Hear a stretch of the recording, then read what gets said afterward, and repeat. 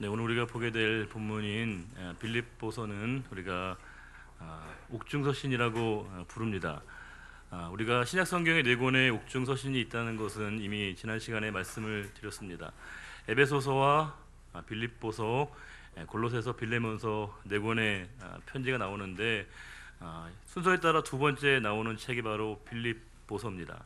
이 빌립보서가 옥중서신이라고 하는 것은 사도 바울이 로마 감옥 안에서 직접 기록하고 발송한 편지라고 하는 뜻이 담겨져 있습니다. 자, 그러면 이 편지를 기록했을 때 사도 바울이 어떤 심경이었을지, 그의 심리 상태가 어떠했을지 우리가 충분히 가늠케 하는 부분이 있는 거죠.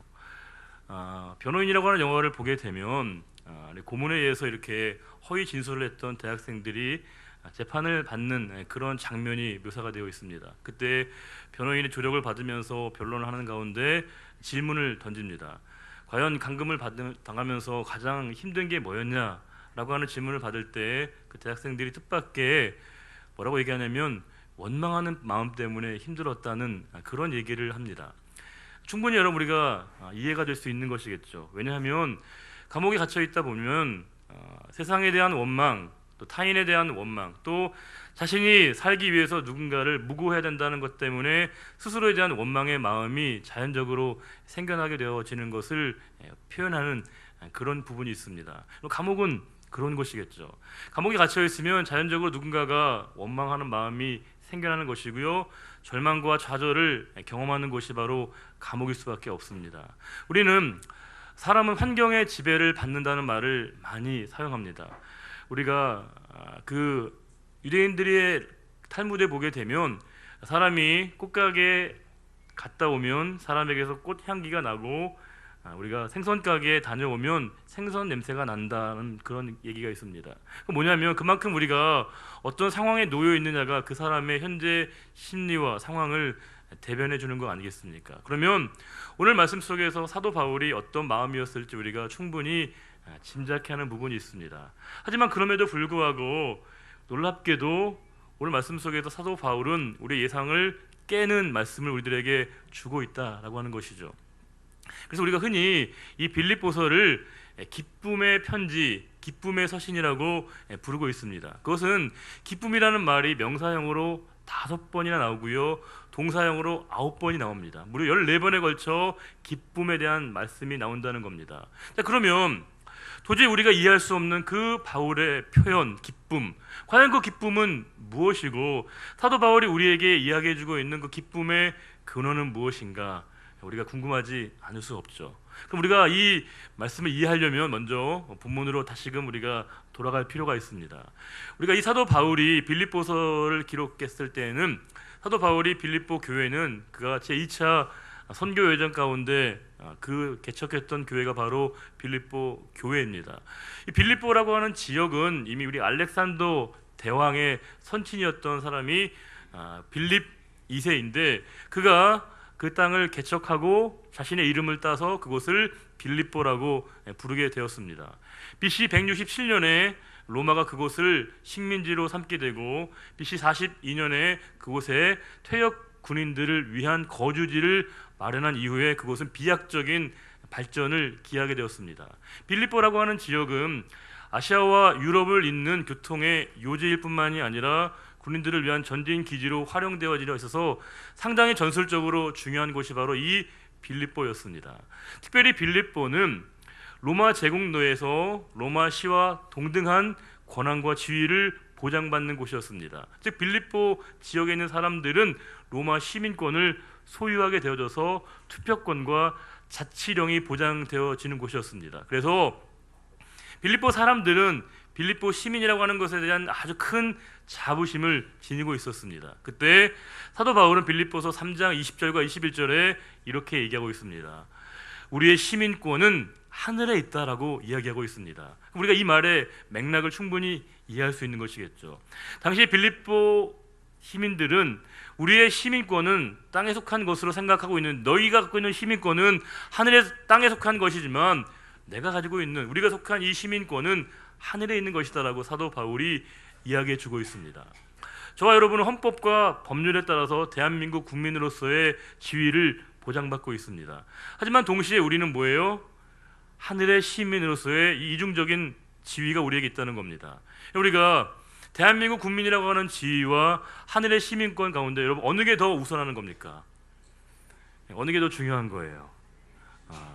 우리가 대한민국의 국민이라고 하는 것과 하늘의 시민권을 우리가 비교할 때 당연히 우리가 천국 시민이라고 하는 것이 우선되는 우리의 성도의 권리이고 지위입니다.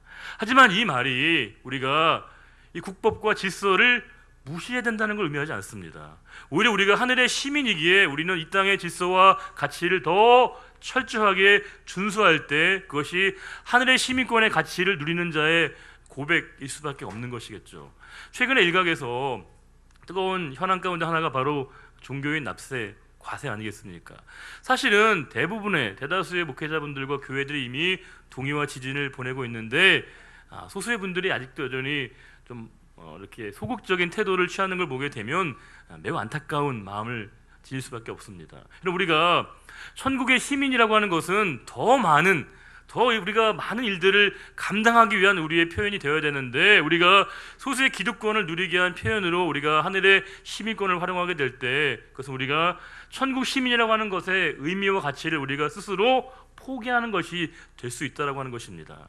사도 바울은 우리가 하늘의 시민이기에 이 땅의 질서를 무시하는 것이 아니라 더 높은 가치를 그가 누리고 향유한다는 것을 빌립보 성도들을 통해서 이야기를 주고 있다는 겁니다. 자, 그러면 이 빌립보서를 읽다 보면 우리가 사도 바울과 빌립보 성도들이 얼마나 친밀한 관계에 놓여 있는가를 잘 알 수 있습니다. 빌립보서 1장 3절부터 6절을 보시게 되면 사도 바울은 내가 너희를 생각할 때마다 너무너무 기쁘다. 내가 너희를 보면 늘 감사할 제목이 떠오른다 라고 얘기합니다. 얼마나 그가 기뻐했으면 얼마나 그가 빌립보 성도들을 통해서 행복했는지를 알 수 있다는 거죠. 특별히 여러분 1장 7절에 놀라운 말씀이 있습니다. 우리 같이 한번 읽어보겠습니다. 빌립보서 1장 7절입니다. 내가 너희 무리를 위하여 이와 같이 생각하는 것이 마땅하니 이는 너희가 내 마음에 있음이며 나의 매임과 복음을 변명함과 확정함에 너희가 다 나와 함께 은혜에 참여한 자가 됨이라. 여러분 특별히 우리의 시선을 모으는 부분이 있죠. 뭐예요? 너희가 내 마음에 있다. 드라마 대사 같죠. 이 안에 너 있다. 그런 얘기를 지금 사도 바울이 하고 있는 겁니다. 내 마음에 내 심중에 빌립보 교인들이 담겨 있고 새겨 있다라고 얘기를 하는 겁니다. 1장 8절에 뭐라고 얘기하냐면 예수 그리스도의 심장으로 내가 너희를 얼마나 사모하는지 하나님이 증인이 되신다라고 이야기를 하고 있습니다. 그만큼 사도 바울이 빌립보 교회 성도들을 얼마나 애틋하게 사랑하고 있는지를 우리가 말씀을 통해서 확인할 수 있는 것이겠죠. 저는 특별히 제가 뭘 그렇게 부러워하거나 질투를 하는 마음이 별로 없거든요. 좋게 얘기하면 욕심이 별로 없는 편인데 이 말씀을 읽으면서는 솔직히 배가 좀 아팠습니다. 그렇지 않아요. 우리가 목회자와 성도의 관계를 규정함에 있어서 한국교회 안에 조금 어려운 얘기들도 듣지 않습니까? 목회자분들이 모일 때는 성도들로부터 당한 그 상처와 아픔이 있으면 목회자들끼리 모여서 그런 부분들을 얘기하는 경우들도 있다고 듣게 됩니다. 성도님들도 모이게 되면 목회자에 대한 아쉬운 부분과 또 개인적으로 조금 비난과 비판과 험담도 할 수 있는 것이겠죠. 그런데 이와 같은 불편한 동거 가운데 우리가 함께한 공동체로 있다는 건 매우 아쉬운 모습이 될 수밖에 없는 것이겠죠. 우리가 가장 이상적인 교회라고 하는 것은 목회자는 성도님들을 진심 어린 마음으로 사랑을 하는 것이고 성도님들은 목회자를 진심 어린 마음으로 존중하게 될 때 가장 이상적인 교회 모습이 되는 거 아니겠습니까? 이 바울과 빌립보 교회 성도들은 가장 이상적이고 아름다운 목회자와 성도의 관계가 어떠해야 되는 것을 우리들에게 그대로 여실히 보여주고 있습니다. 자, 그러면 오늘 말씀 속에 사도 바울은 지금 어떤 상태에 있는 거죠? 로마의 감옥 안에 있습니다. 그런데 로마의 감옥 안에 있는데 그가 1장 12절에 놀라운 말씀을 한다는 겁니다. 나의 매임이, 나의 붙들림이 내가 감옥 안에 있는 것이 오히려 복음의 진전에 도움이 된다고 얘기하고 있습니다. 복음 전파의 상황이 오히려 나의 매임으로 말미암아 진전을 보이고 있다라고 얘기하고 있습니다. 그가 감옥에 갇혀 있으면 복음이 막히게 되고 전도하는 일이 어려워져야 되는데 오히려 그 일들로 역설적으로 하나님의 복음이 더 잘 전달된다고 얘기합니다. 13절과 14절은 더 놀랍습니다.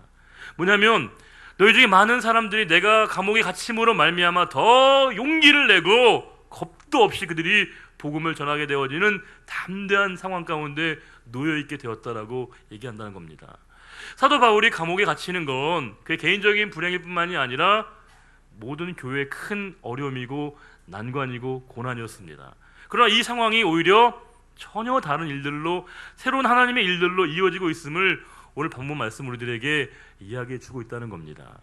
우리가 어떤 분들이 가끔 고난과 위기와 난관을, 역경을 이기고 어느 위치에 선 분들이 계십니다. 우리가 그분들을 흔히 자수성가했다라고 얘기를 합니다. 자수성가한 분들은 우리가 배울 게 많습니다. 본받을 게 많습니다.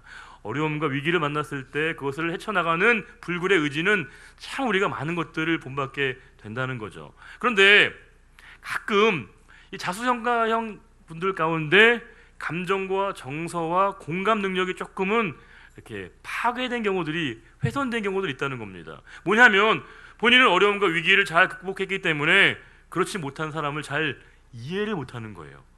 그것도 못하냐고, 그게 왜 안 되냐라고 생각을 한다는 거죠. 꼭 그런 건 아닌데, 제가 이제 아이들이 이제 성적표를 받아올 때가 있습니다.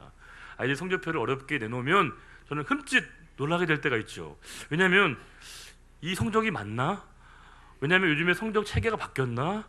점수 체계가 바뀌었나? 놀랄 때가 많죠. 왜냐하면 도저히 제가 생각한 것과 너무 다른 성적을 받아올 때 놀라게 될 때가 많거든요. 근데 물론 그때 제가 아이들을 뭐 타박을 하거나 뭐라고 하지 않습니다. 왜냐하면 제 삶도 있고 아이들의 인생이 있기 때문에 우리가 그걸 뭐라고 할 수는 없는 것이겠죠. 그럼 우리가 고난과 위기와 역경을 만날 때 사람이 동일하게 나타나는 게 아닙니다. 우리가 고난인 사람을 모두가 다 성숙한 길로 인도하는 것은 아니라는 거죠. 고난은 한 사람을 최선으로 만들게 되기도 하고요, 고난이 한 사람을 최악의 경우로 만들게 되기도 한다는 겁니다. 우리가 고난을 잘 승화시키게 되면요, 인생의 깊이를 알게 됩니다. 인생을 음미할 수 있게 되고요, 타인의 아픔과 타인의 고통에 동감하게 되고 이해하는 마음을 가질 수 있습니다.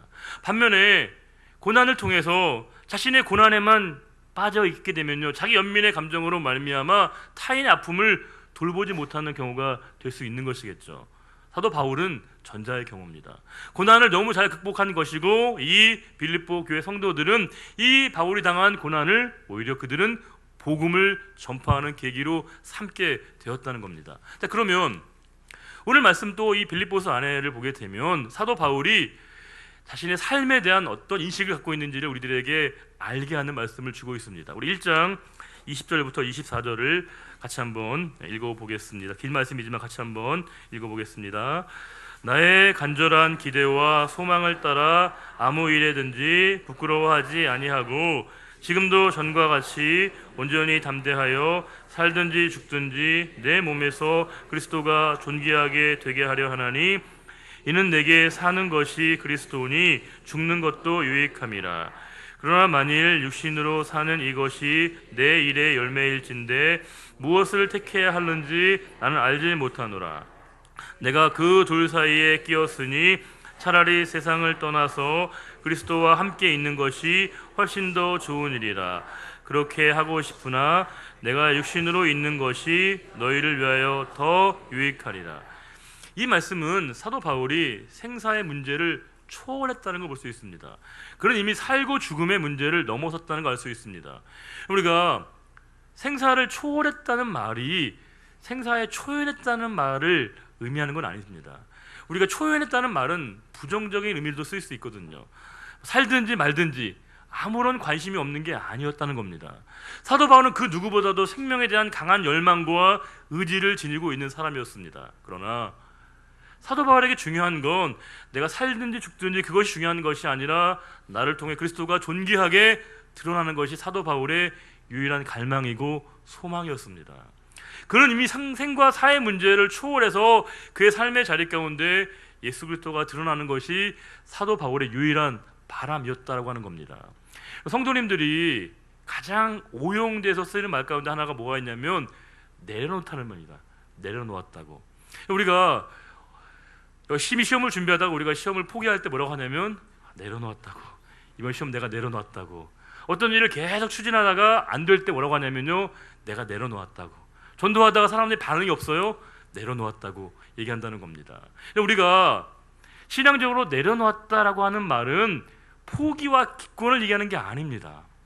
그거는 내 모든 상황 가운데 그리스도의 인도함에 따라 내가 전폭적으로 그 모든 것들을 순복하고 받아들이는 용기를 갖는 것을 의미합니다.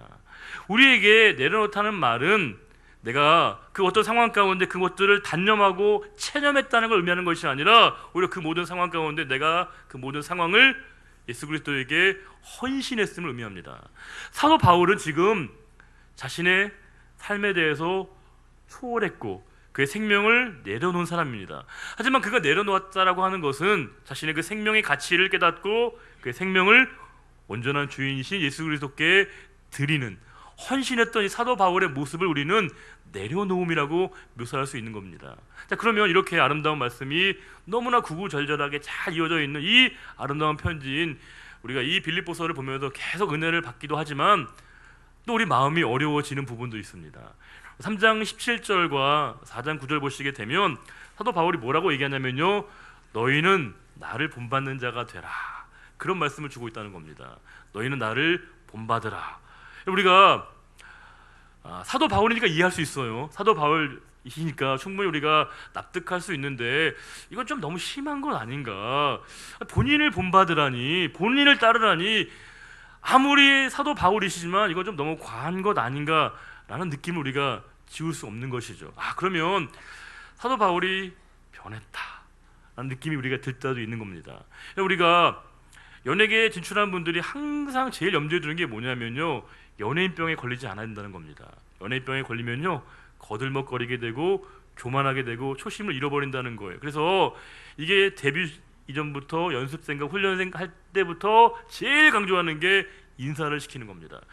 항상 겸손한 자세로 인사를 시키는 것이거든요. 처음에 마음, 그 마음을 잃어버리지 않도록 하는 건데, 그러면 이 사도 바울이 자기를 본받으라고 하는 말은 사도 바울이 좀 변질된 거냐?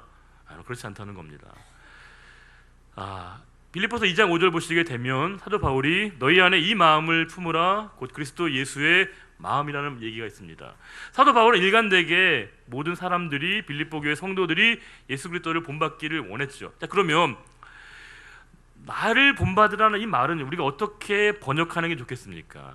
이 말은 우리가 알기 쉽게 번역하면 내가 너희를 위해서 시범을 보였다라고 하는 것이겠죠. 시범 조교로서 하나의 나갈 방향과 구체적인 신뢰를 나를 통해서 내가 너희들에게 보여줬다라고 얘기하는 것입니다.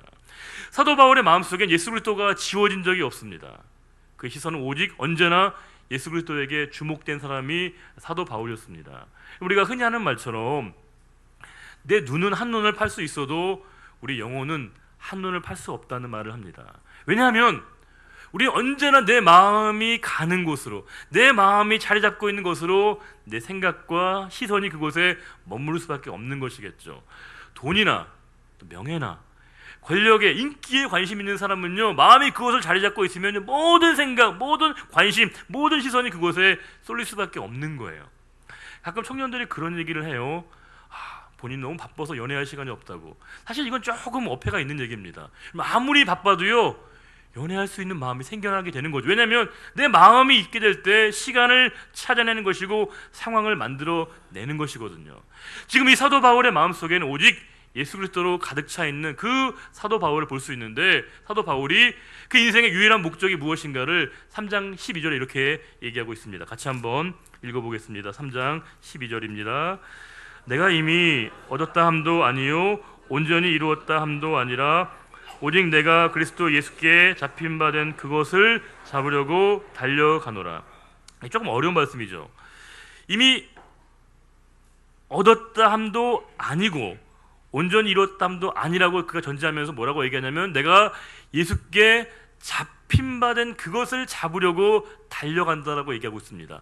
그럼 이미 그 사도 바울이 예수 그리스도께 잡힌 거예요, 안 잡힌 거예요?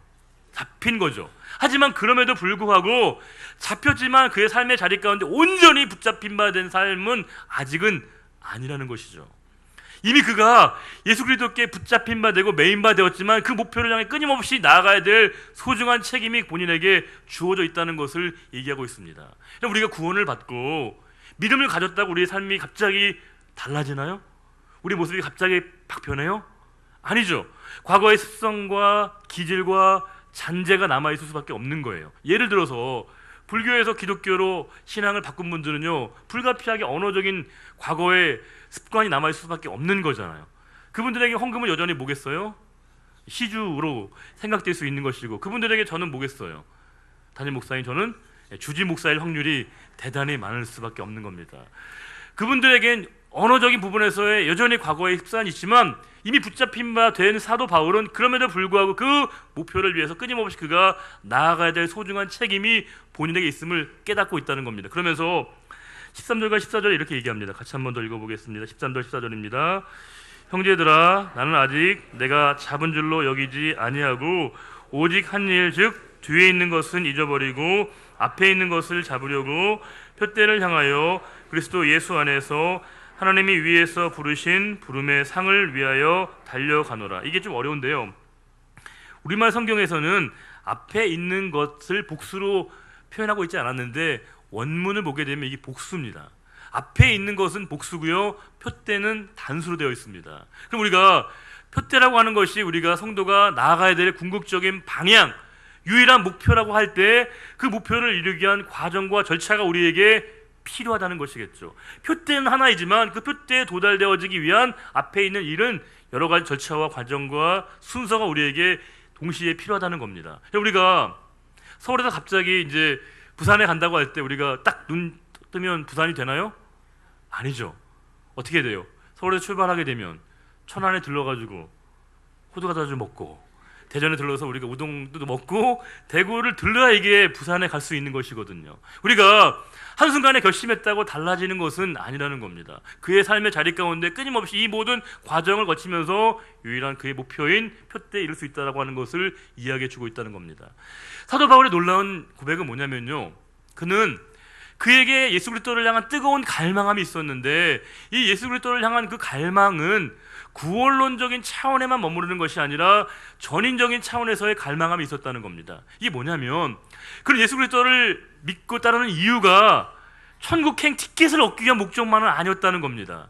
극단적으로 얘기하면요, 단 것만 취하고 쓴 건 버리는 게 아니라는 거예요. 사도 바울에게 예수 그리스도 자체가 그의 삶의 목표였다는 겁니다. 그분의 언어, 그분의 삶, 그분의 품격, 그분의 모든 아름다움이 그의 삶에 드러나기를 사도 바울이 원했던 것이고 그 목표를 향해서 날마다 그가 나아가고 있음을 얘기해주고 있습니다. 그래서 대단히 중요한 말씀이 빌립보서 2장 12절 말씀이죠. 뭐예요? 두렵고 떨림으로 너희 구원을 이루어가라는 겁니다. 우리에게 구원은 이미 임했지만 날마다 우리의 삶의 자리 가운데 현재적인 차원의 구원이 동시에 나타나게 돼야 된다는 걸 말씀하고 있습니다. 그러면서 한 가지 우리에게 당부하고 있는데, 표대를 향해 바라볼 때 우리가 유념해야 될 것은 뭐예요? 저를 보면 답이 안 나와요. 성경을 보셔야죠. 뒤의 것은 뭐예요? 잊어버리고 앞의 것을 본다고 되어 있다는 겁니다. 그럼 우리가 과거의 구약의 신뢰 가운데 뒤를 돌아보다가 인생의 낭패를 본 한 여인이 있습니다. 누구죠? 롯의 아내죠. 소돔과 고모라가 멸망했을 때 뒤를 돌아보지 말라고 분명히 말씀하셨는데 뒤를 돌아보다가 큰 낭패를 보게 됩니다. 지금 그는 예수 그리스도에게 시선을 고정하고 그분을 표대로 삼은 이후에 날마다 영적 싸움을 질주하고 있습니다. 그래서 그는 이제는 과거의 것을 돌아보지 않고 자신의 삶의 이 일들을 끊임없이 진행해 가겠다라고 얘기해주고 있습니다. 우리가 암을 만난 분들이 있습니다. 갑자기 암이라고 하는 큰 질병을 만났는데 정말 하나님의 은혜로 또 잘 치유를 받아서 완치 판정을 받는 분들이 계십니다. 그런데 그분들이 완치 판정을 받았다고 해서 옛 습관으로 돌아가는 것은 아닙니다. 그분들은요, 이제 더 식습관도 절제하고 또 운동도 계속 한다는 것이겠죠. 그걸 계속 유지해 가는 겁니다. 저희 아버님도 한참 전에 이제 쓰러져서 그 뇌졸중으로 중풍으로 오랫동안 고생하셨는데 지금 정말 식물인간 상태였던 적이 있었는데 지금은 정말 많이 회복되셨는데 놀라운 건요, 밥은 굶으셔도 운동은 거르지 않으신다는 겁니다. 끊임없이 삶의 체질과 습관을 이제 새롭게 유지하고 그것들을 끊임없이 이루어가는 일들을 하고 있다는 겁니다. 우리가 성도는 구원을 받은 존재이고 우리의 목표는 분명히 정해졌는데 이 표대를 향해서 우리가 끊임없이 나아가야 될 존재, 도상에 있는 존재가 바로 우리 성도라고 하는 것을 사도 바울이 우리에게 도전하고 있습니다. 그러면서 정말 얘기하고 싶은 본질, 빌립보서 4장 4절에 사도 바울이 이렇게 얘기한다는 겁니다. 뭐라고 얘기하냐면 주 안에서 항상 기뻐하라. 내가 다시 말하노니 기뻐하라. 그렇군요. 사도 바울은 기쁨을 얘기한다는 거예요. 그런데 항상 기뻐하라. 부담돼요. 그런데 그 부담 앞에 이 부담을 해결할 수 있는 가장 근원적인 해법을 제시하고 있습니다. 그게 뭐예요? 주 안에서. 사도 바울은 그가 로마 감옥 안에 있었던 것이 아니라 주님 안에 있었던 것이죠. 주님 안에 있으니까 그가 항상 기뻐할 수 있었던 그 이유를 예수 그리스도에게 발견했던 겁니다. 그는 오직 주님께 메인바되고 주님께 붙들린 바 되었기에 그 누구도 구원의 감격과의 기쁨을 뺏어갈 수 없었기 때문에 그는 이 참된 기쁨을 누렸고 그 기쁨을 빌립보 성도들에게 도전을 주고 있습니다. 17세기 영국 사회는 큰 사회적인 변동을 보게 됩니다. 크롬웰이라고 하는 사람이 의회를 장악하면서 공화정을 폈는데 이 크롬웰 부자가 세상을 떠나고 난 다음에 찰스 2세가 새롭게 왕정 복귀를 시도하게 됩니다. 그래서 이제는 공화정이었던 국가 체제가 다시금 왕정 국가로 이렇게 복귀를 시도하게 되는데 그 일환으로 찰스 2세는 청교도들에게로부터 자유를, 신앙적인 자유를 부여했던 그 사회적인 분위기에서 이제는 다시금 영국 국교회로 모든 신앙을 가져야 된다라고 하는 그런 정책을 펴게 됩니다. 그러니까 모든 사람이 이제는 영국 국교회 신앙을 고백해야 되는 것이고 그 질서에 다 따라야 되는 겁니다.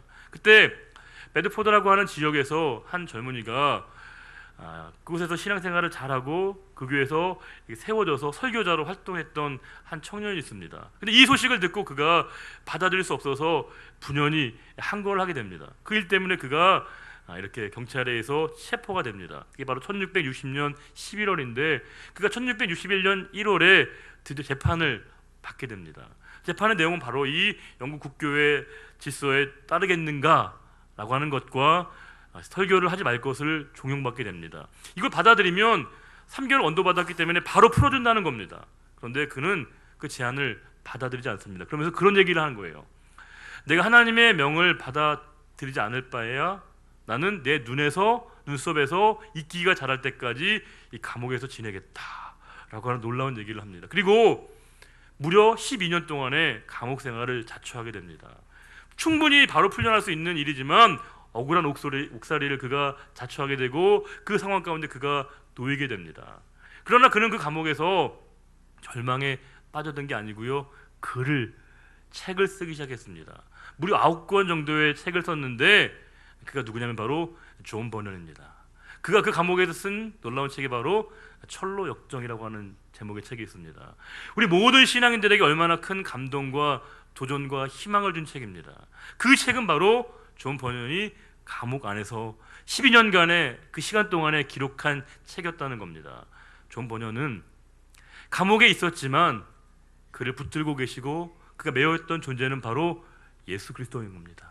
그에게 묶여있고 그에게 붙들림 맞아졌을 때 그는 영혼의 자유함을 통해서 하나님의 뜻 가운데 귀하게 쓰임받는 놀라운 일들을 보여줬다는 겁니다.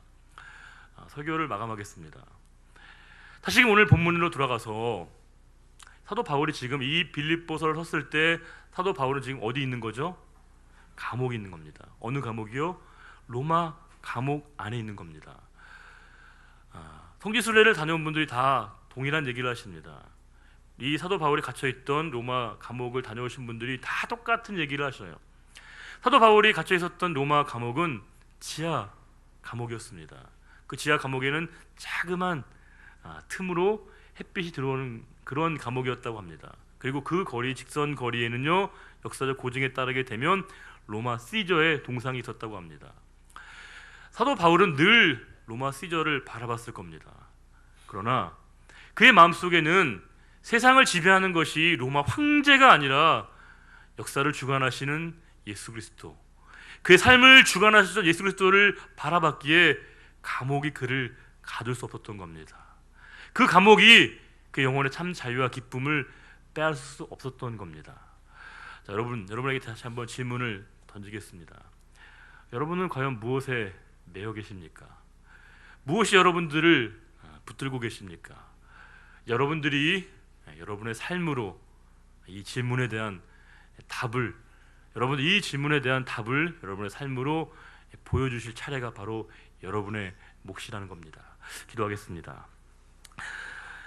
영원하신 아버지 하나님, 로마 감옥 안에서 절망하는 것이 아니라 구원의 참 기쁨과 감격을 누렸던 사도 바울의 놀라운 고백이 우리 안에 동일하게 고백되기를 원합니다. 그 어떤 환경과 상황도 우리를 절망의 나락으로 빠뜨릴 수 없음을 압니다. 주님 안에 있을 때 우리가 참 기쁨을 소유할 수 있음을 믿습니다. 우리의 기쁨의 이유는 예수 그리스도이십니다. 주님이 우리의 기쁨의 근원이십니다. 주님으로 인해서 참 기쁨을 소유하는 우리들 모두가 되게 하시고, 이 기쁨을 만방에 우리 주변에 절망 가운데 있고 고통 가운데 있는 분들에게 이 기쁨의 소식을 전하는 기쁨의 전령자의 삶을 살아갈 수 있는 우리 모두가 되기를 바라오며, 언제나 우리와 함께 하시는 우리 주님 예수 그리스도의 이름으로 축복하며 기도드리옵나이다. 아멘. 다 같이 일어나셔서 찬송가 580장 함께 찬송하겠습니다.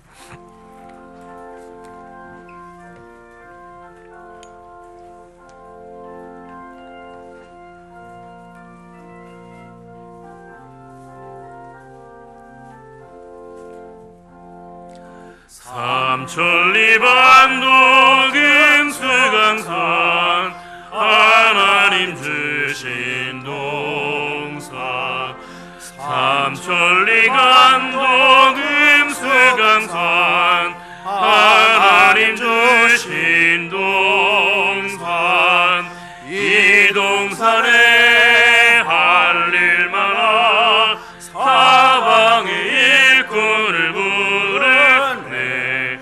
곧 이날에 힐 가려고 그 누가 대답을 할까? 일하러 가 삼천리 강산 위에 하나님 명령 받았으니 반도강산에 일하러 가세. 삼천리 반도 금수강산 하나님 주신 동산, 삼천리 반도 금수강산 하나님 주신 동산, 봄 돌아와 밭갈 때니 사방의 일꾼을 부르네.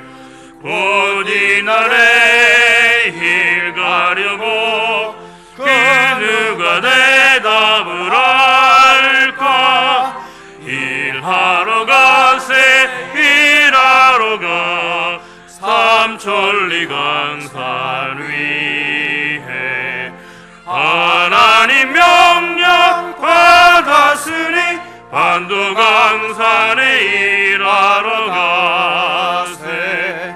삼천리 반도 금수강산 하나님 주신 동산, 삼천리 반도 금수강산 하나님 주신 동산, 곡식이고 거둘 때니 사방의 일꾼을 부르네.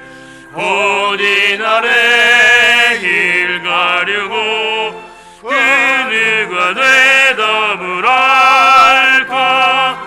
일하러 가세 일하러 가 삼천리 강산 위에 하나님 명령 받았으니 반도강산에 일하러 가세. 여호와는 내게 복을 주시고 너를 지키시기를 원하며 여호와는 그의 얼굴을 내게 비추사 은혜 베푸시기를 원하며 여호와는 그 얼굴을 내게로 향하여 드사 평강 주시기를 원하노라. 이제는 우리 주 예수 그리스도의 은혜와 하나님 아버지의 그 크신 사랑하심과 성령님의 인도교통 충만케 하심이 오직 주 예수께 붙잡힌 바 된 이 기쁨을 만방에 전하는 사명을 온전히 감당하기로 다짐하는 우리의 모든 결심과 결단 위에 이제로부터 영원히 함께하여 주시기를 간절히 축원하옵나이다.